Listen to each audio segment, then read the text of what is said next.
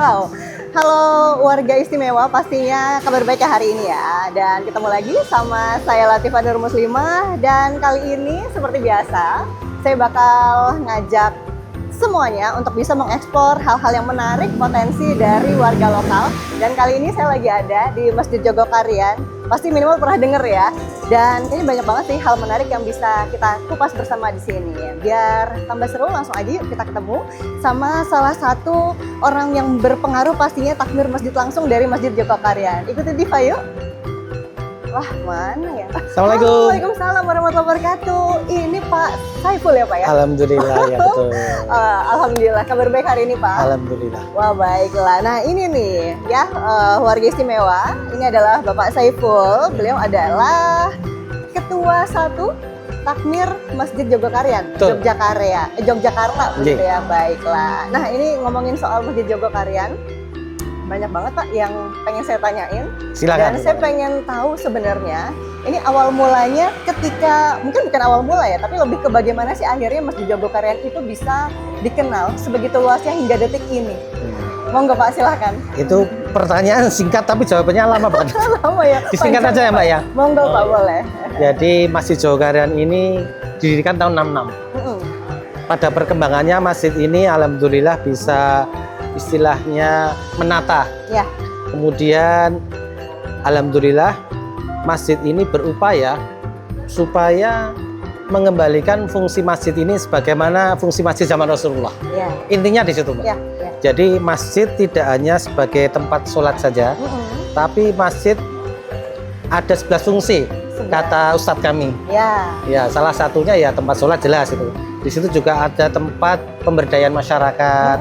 Kemudian ada fungsi sosial yang lain, kemudian ada tempat singgah musafir. Ya, itu semua fungsi-fungsi ini dicoba untuk dijalankan di masjid. Kalau semuanya fungsi ini dijalankan, insya Allah masjid ini menjadi makmur insya Allah. Masya Allah. Dari 11 fungsi itu tadi berarti memang ada publikasi khusus ya Pak ya? Yang memang diberikan kepada masyarakat agar bisa lebih dikenal, begitu bukan hanya di sekitar sini saja? Awal tahun 2000 kita sudah mulai berbenah untuk menuju ke situ. Bagaimana membenahi fungsi masjid ini sebagaimana fungsi masjid zaman Rasulullah saja. Awal 2000 mulai ya publikasi jelas itu. Oke. Apalagi zaman sekarang ya, ada medsos. Kadang-kadang yang memviralkan malah luar Jogokarian. Gitu ya Pak ya. Masya Allah. Dan juga nih kalau ngomongin soal Masjid Jogokarian Pak, saya dengar fasilitasnya itu bukan itu aja, justru malah fasilitasnya itu semakin bertambah dan berbeda dibandingkan masjid-masjid yang ada yang juga menawarkan hal yang sama begitu. Ya, tentu saja ini menjadi komitmen kita bagaimana fungsi masjid ini betul-betul maksimal sebagaimana fungsi masjid zaman Rasulullah. Misalnya dimulai dengan begini, masjid ini ditata menjadi masjid yang benar-benar bisa melayani masyarakat, melayani hal ibadah dan melayani yang non ibadah, yang sosial. Selama ini kan mungkin sudah masjid-masjid lain juga untuk melayani ibadah ya, tempatnya yang bagus, bersih, nyaman, ada AC dan lain-lain. Ya karpetnya ampun dan itu jelas itu. Kemudian imam yang bagus, imamnya kita cari yang mahasiswa yang hafal Al-Quran 30 juz. Jadi Quran begitu ya Pak ya? Jadi yang sholat di sini itu insya Allah nyaman. Apalagi subuhnya itu, masya Allah yang datang dari jauh-jauh untuk sekedar sholat subuh itu banyak. Kemudian fungsi yang non ibadah, yang sosial itu juga diberi anggaran yang khusus juga. Sehingga porsinya itu hampir sama antara untuk ibadah sama fungsi sosial. Wow. Dan semua berjalan beriringan ya Pak ya? Ya, mungkin pernah dengar konsep saldo nol itu? Oh iya betul, saya juga pengen tanya. Nah, itu yang sering ditanyakan. Jadi bagaimana itu sebenarnya semangat bagaimana zakat, infak, sedekah yang terkumpul di masjid ini dimaksimalkan atau disegerakan kepada yang berhak. Wow, jadi tidak ditumpuk-tumpuk, Mbak. Iya betul Pak. Bagaimana kalau kita mungkin ya, jangan sampai zakat, infak, sedekah itu dikumpulkan sebanyak-banyaknya, kemudian bangga ketika diumumkan kita sholat Jumat. Iya. Nah itu padahal yang di soft 1, soft 2 itu ada yang sholat, denger aja uangnya banyak, tapi aku nggak bisa bayar SPP. Aku mungkin yang soft kedua kehabisan modal untuk jualan. Iya. Itu kan ironi. Iya. Tragedi malah. Betul.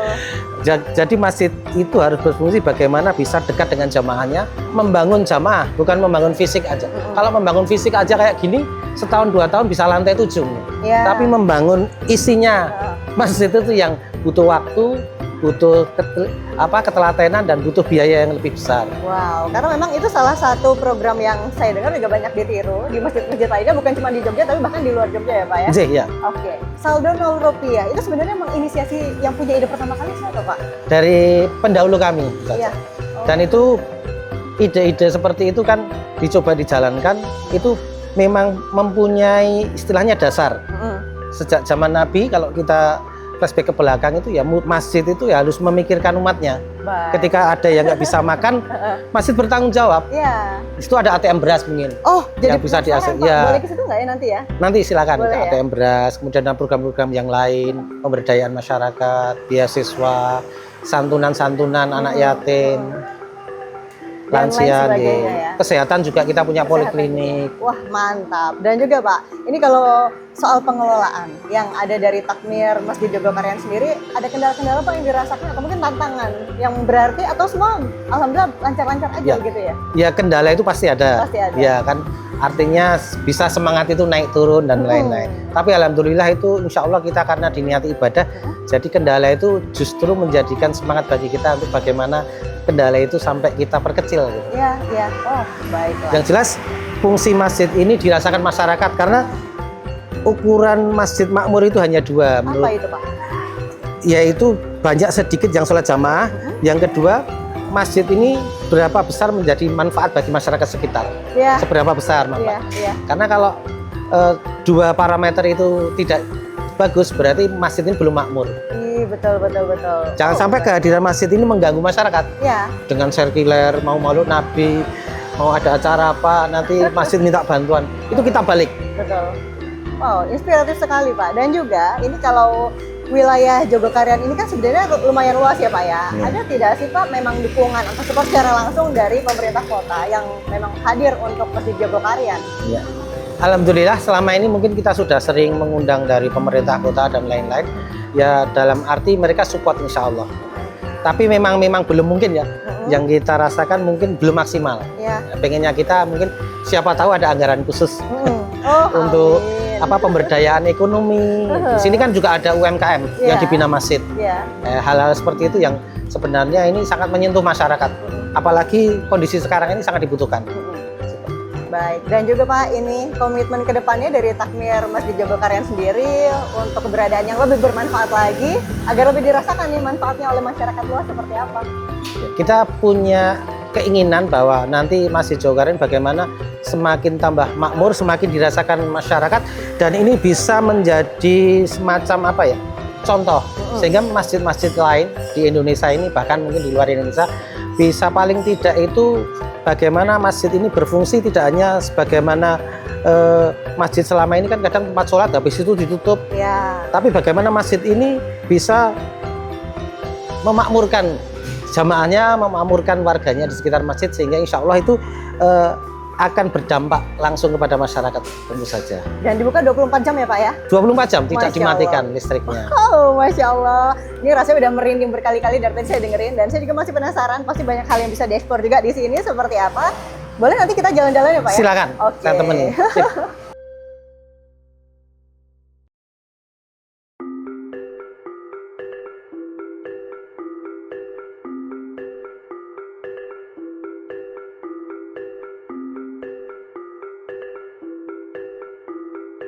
Wow, menarik di sini. Assalamualaikum Mbaknya. warahmatullahi wabarakatuh. Waalaikumsalam Mbak. Warahmatullahi wabarakatuh. Ini saya tebak Pak Agus Trianto Pak ya? Betul. Wah, ya. alhamdulillah. Ini senang banget nih bisa ketemu dengan beliau ya, warga istimewa. Beliau ini adalah dari Komisi A ya, betul ya Pak ya? Betul, Komisi A DPRD Kota Yogyakarta. Nah, mantap. Nah, ini kalau saya tadi udah ngeliat ada Bapak juga lagi jalan-jalan di sekitaran sini ya Pak ya? Betul ya. Nah, ini mumpung ada beliau, boleh dong kita tanya, Pak, ini kalau tadi saya udah sempat ngobrol sama Takmir Masjid Jogokarian, tapi saya butuh pendapat Bapak juga. Ya. Menurut Pak Agus, ini potensi yang ada di wilayah ini Pak, terutama di daerah Masjid Jogokarian, apa sih Pak sebenarnya yang bisa diunggulkan? Saya kira Kampung Jogokarian yang berada Masjid Jogokarian yang berada di Kampung Jogokarian ini, saya rasa setiap hari libur Sabtu Minggu itu banyak wisatawan yang mengunjungi di sini, Mbak. Jadi mungkin potensi apa yang bisa digali di sini ya wisata religi kayak. Ya, wisata Ya. religi ya Pak ya. Ya. Dan kalau untuk keberlanjutannya sendiri, ke depannya harapannya seperti apa sih Pak? Ini kan karena sebenarnya kalau saya lihat udah lumayan bagus ya. Ya. Tapi mungkin ada sisi yang perlu dikembangkan lagi apa nih menurut Bapak? Menurut saya yang kalau untuk pelayanan saya kira sini sudah baik semua, mulai jamaah atau tamu itu sudah baik lah.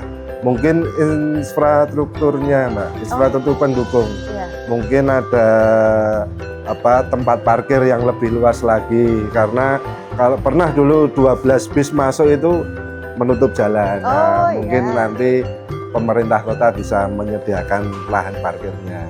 Baik. Mungkin sama ruangan khusus untuk musafir. Ya, Nah, perlu juga itu Pak ya. perlu juga antara ahwat sama ikhwatnya, yang perempuan sama laki-lakinya, musafir yang datang ke sini. Iya, jadi benar-benar merasa nyaman warga yang hadir di sini baik pun dari yang dalam ataupun dari luar pendatang ya Pak ya. Nggih. Oke. Dan juga Pak ini kalau dari support yang memang sudah diberikan langsung, termasuk dari Pak Agus nih Pak, karena anggota dewan sudah hadir di sini juga, apa Pak support yang secara langsung diberikan kepada Masjid Jogokarian? Saya rasa kalau untuk support yang selama ini diberikan di Masjid Jogokarian, saya kira kalau kayak dari pemerintah masih kurang Mbak.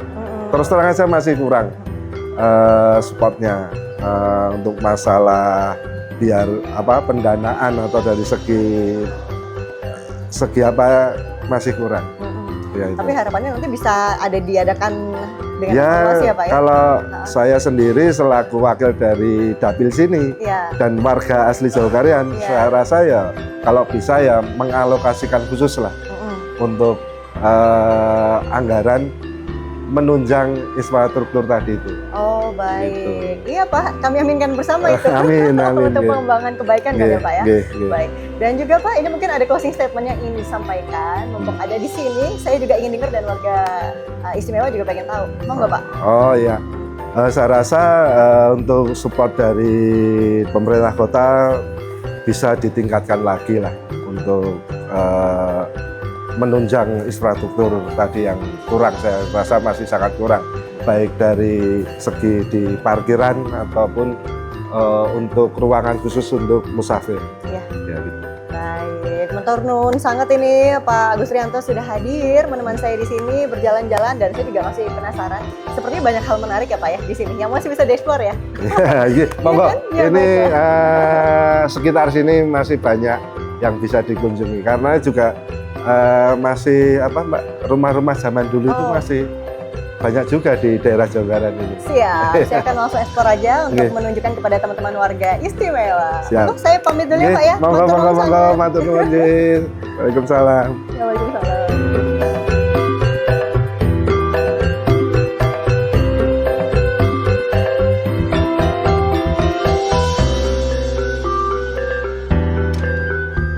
Wow, itu dia tadi jalan-jalan Tifa pastinya di Masjid Jogokarian yang menyimpan begitu banyak potensi kampung religi.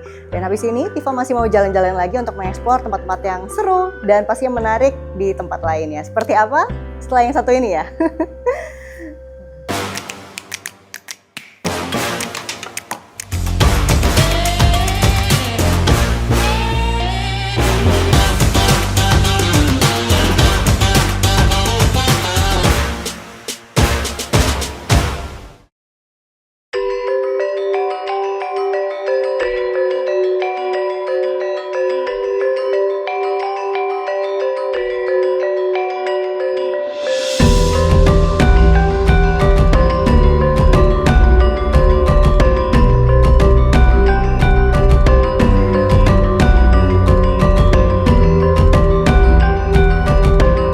Warga istimewa, kalau tadi Tifa udah jalan-jalan di Jogokarian ya. Nah sekarang Tifa udah pindah tempat lagi dengan potensi baru yang wajib banget untuk dikunjungi. Dan kali ini Tifa udah ada di Kricak Kidul, Kricak Tegalrejo, dan kayaknya harus ngobrol nih ya sama yang tahu banget tentang potensi yang ada di sini. Kira-kira seperti apa sih kreativitas warga dan juga potensi yang bisa dieksplor lebih banyak lagi. Nah ini ada siapa di sini kira-kira ya? Oh, halo Ibu. Ya, Siapa ini Ibu? Mohon maaf. kenalkan nama Ya. saya Ibu Uut. Bu Uut. Ya, biasa dipanggil Bu Uut di Ya. sini. Terus Siapa Ibu? Berarti Ibu punya ini ya, pengaruh besar di sini pasti ya Bu ya? kalau pengaruh sih enggak, tapi saya kebetulan di sini saya ya sebagai pengurus lah, pengurus kampung di sini. Pengurus kampung, baik. Iya. Pengurus kampung, tapi di sini juga saya dengar ada beberapa potensi ya Bu ya. Karena tadi saya sempat jalan-jalan itu dari bawah terus ngelihat kok ada yang menarik, ada suara-suara anak-anak, kayaknya lagi ada diputar lagu-lagu, lagi ada latihan gitu ya Bu ya di sini. Oh, itu kebetulan di kampung ini itu ada sanggar namanya Sanggar Sekar Jagad. Iya. Sekar Jagad itu yang membawahi itu Bapak Juni Antoro yang punya sanggarnya. Kebetulan saya sendiri ketuanya. Oh, Nah, baik. Ya, Dan tempat latihannya di sini juga Bu? iya, di Ya. sini juga. Heeh. Terus di dalam sanggar itu banyak kegiatannya Mbak di situ. Apa aja Bu?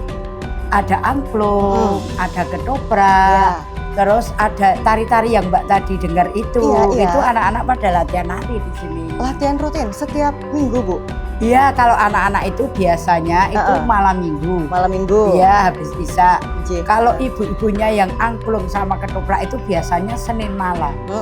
Iya, itu sudah rutin Mbak. Sudah rutin. Alhamdulillah. Berarti sudah dimulai sejak kapan itu Bu? Ini untuk Sanggar Sekar Jagad sendiri berdiri mulai bulan 6 tanggal 24 bulan 6 2020. Wah, Kurang sudah lebih 5 tahun. 5 tahun Iya, ya. iya. Dan yang terlibat di sini sudah banyak Bu? Berapa orang kira-kira totalnya? Alhamdulillah untuk angklungnya sendiri itu anggota angklung itu kurang lebih 27 Iya. ditambah gurunya 1. Iya. Jadi 28. Tapi kalau untuk ketoprak itu sekitar 26 Mbak. Iya, karena ada 1 yang nggak ikut. Oh siap. Iya. Dan Ibu ini berarti ketika sudah latihan itu sudah sering tampil di mana-mana ya Bu ya? Alhamdulillah sudah Mbak. Sudah pernah syuting juga di Iya. Sibakul, UMKM, Iya. di Jogja TV juga pernah. Ih, mantap Iya. Ibu. Nah sejak 5 tahun ini Bu berdiri gitu ya, apa Bu yang dirasakan? Ada naik turunnya? Apakah memang semangatnya selalu ada atau mungkin apa kendala yang dirasakan? Kalau naik turun itu pasti. Iya. Karena ya, semua anggota kan ibu rumah tangga semua. Jadi banyak kesibukan Mbak. Kadang-kadang pas hari latihan itu banyak ibu nggak datang, ada yang nyumbang, ada yang pulang ke desa karena Iya. sini kan banyak perantau. Iya. Itu. Banyak yang izin ya Bu ya? Iya. Tapi tidak menyurutkan semangat untuk terus latihan buat yang bisa ya Bu ya? Insya Allah. Baik. Oke. Selain itu apa Bu? Kalau kendala cuaca gitu nggak masalah ya Bu ya? Kalau kendala Enak cuaca, banget tempatnya di sini. iya iya. Kalau untuk kendala cuaca saya kira enggak Mbak, karena kita rumahnya berdekatan.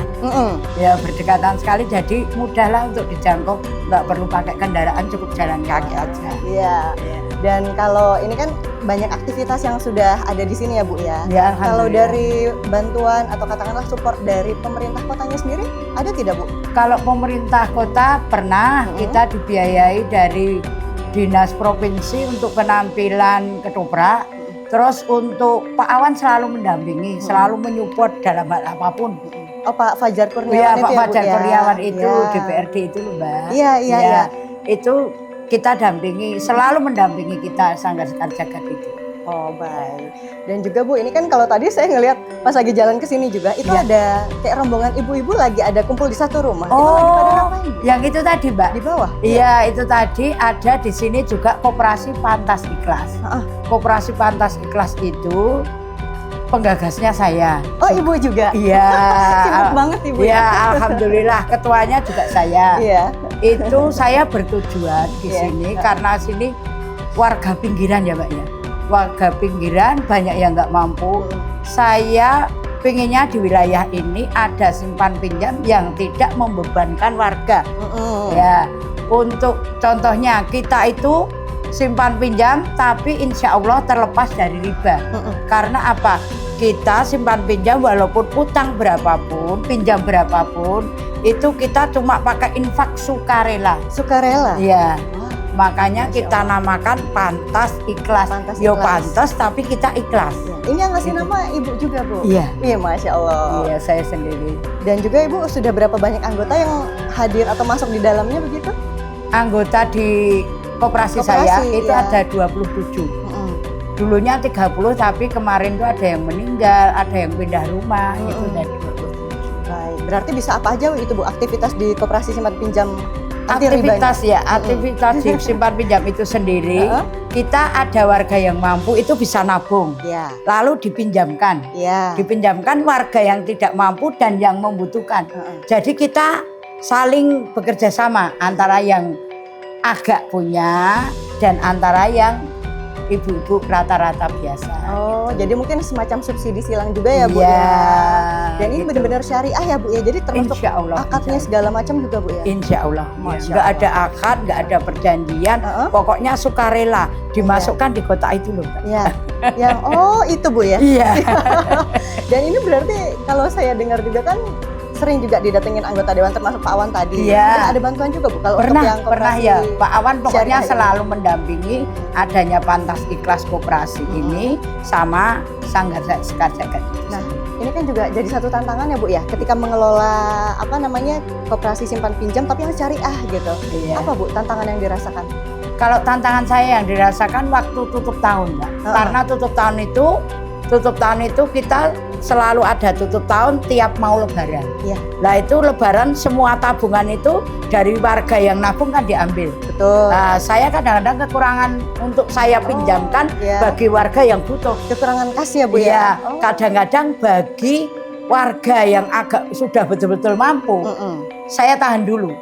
Kalau nggak betul-betul nggak usah diambil. Akhir Kalau nggak tahun atau betul-betul- pas mau lebaran, Bu, berarti? pas mau lebaran. Pas mau lebaran. Iya, Oh. itu pasti saya ada tutup tahun. Iya. Oh, Iya. setiap tutup tahunnya itu pas mau lebaran itu ya, Bu Iya. ya, istilahnya ya. Iya. Saya pikir tutup tahun itu pas akhir Di tahun. Desember itu Iya, enggak. Desember Iya, enggak. enggak. Baik, karena saya masih awam, Bu, di sini. Iya. Baiklah, dan juga, Bu, ini berarti sudah sejak kapan kalau untuk yang koperasi simpan pinjam syariahnya? Yang koperasi itu sejak tahun 2002.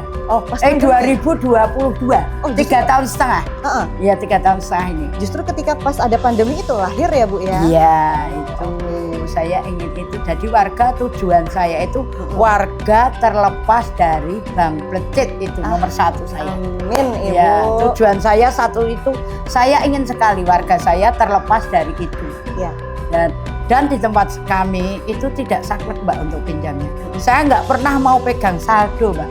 Kalau ada saldo itu kalau di koperasi saya namanya disebrak dulu, dipinjam dulu Dipinjam sementara. dulu. Ya, bagi yang warga nggak nurunin, Bu, saldonya saya sebrak, tetap saya kasihkan. Kalau ada yang nyebrak, ada 2 juta. Nanti kalau ada yang nyebrak 5 orang, ya saya bagi rata. Oh, baik. Kayak gitu. Ada harapan lainnya, Bu, untuk kemajuan dari koperasi simpan pinjam syariah dan juga tadi sekaligus untuk Sanggar Sekar Jagatnya yang bagus sekali namanya ini, Bu. Iya, kalau untuk Sanggar Sekar Jagat sendiri sebetulnya saya menyayang. Kendala saya sudah tua. Oh. Sudah tua, terus ini saya sudah konsultasi dengan yang punya sanggar. Semoga untuk kedepannya itu saya menginginkan Sanggar Sekar Jagat itu tetap jaya, tetap eksis, Amin. tapi di bawah regenerasi. Iya. Tidak saya karena saya sekarang sudah sering sakit. Sehat terus, Ibu. Ya amin, amin doanya. Tapi saya menginginkan untuk regenerasi biar ini awet terus. Masa Amin. saya mau hidup terus kan nggak mungkin, Mbak. Nah, itu Iya, saya sudah konsultasi terus sama yang punya sanggar ini sendiri. Oh, baik. Jadi semoga nanti ada regenerasi berikutnya agar tetap jaya, tetap hidup dan tetap Iya, melestarikan insya uri Allah. budaya ya, Bu Iya. ya. Siap. Matur nuwun sangat, Ibu. Nggih, Untuk terima kesempatannya kasih. bisa berbincang di sini. Iya, terima kasih, Mbak. Sami-sami, Bu. Nggih.